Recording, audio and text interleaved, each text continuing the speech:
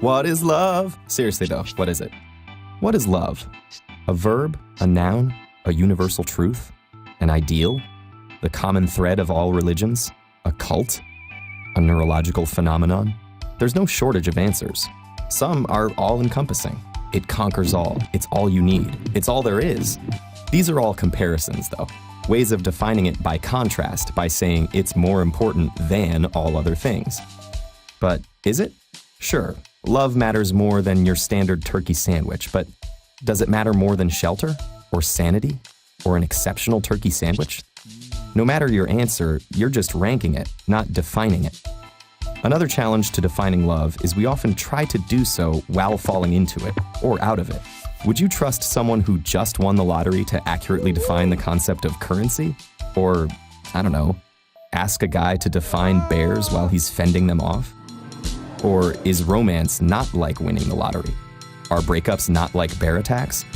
Bad comparisons? That's my point. I'm not thinking right because I'm in love, so ha! Taking a step back, or taking a cold shower, whatever.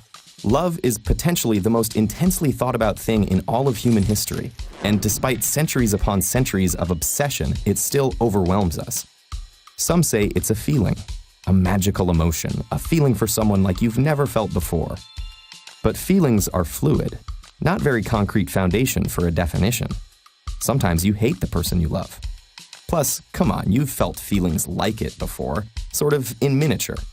Your relationships with your family shape your relationships with partners, and your love for your partner may be in its own dynamic relationship, healthy or totally weird, with the love of your parents and siblings. Love is also a set of behaviors we associate with the feeling.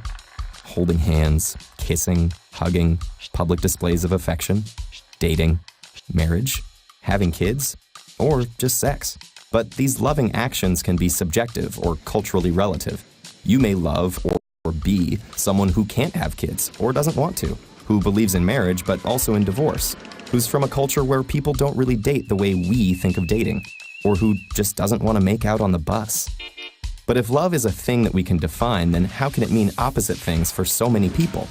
So maybe love's all just in your head, a personal mystery winding through your neural pathways and lighting up pleasing natural rewards in your nervous system. Perhaps these rewards are addictive. Perhaps love is a temporary or permanent addiction to a person, just like a person can be addicted to a drug. I don't mean to be edgy like some pop song. Evidence shows that chemicals in your brain stimulated by another person can make you develop a habit for that person. The person comes to satisfy a physiological craving, and you want more. But then sometimes, slowly or suddenly, you don't. You've fallen out of love, become unaddicted. For a spell. What happened? Does one develop a tolerance or hit a limit? Why do some lovers stay addicted to each other their entire lives? Perhaps to create new lives? To proliferate their species? Maybe love is just human DNA's optimal method for bringing about its own replication. There are evolutionary arguments regarding every human mating behavior, from how we display ourselves to potential mates, to how we treat each other in relationships, to how we raise kids. Thus, some argue that the feeling you think you feel in your soul is just biology's way to make you continue our species. Nature has selected you to have crushes on hotties, just like it makes monkeys have crushes on hot monkeys, and biology marches on. But is that all love is? Or perhaps worse, is it just a construct, some fake concept we all convince each other to try to live up to for a fake sense of purpose? Maybe it is a construct, but let's be more precise about what a construct is. Because love is constructed from reality. Our experiences, feelings, brain chemistry, cultural expectations, our lives. And this edifice can be viewed through countless dimensions: scientific, emotional, historical, spiritual, legal, or just personal. If no two people are the same, no two people's love is the same either. So in every loving relationship, there's a lot to talk about, and partners should be open to that, or the relationship probably won't last. Love is always up for discussion, and sure, under construction. So if we can't define it, that's a good sign.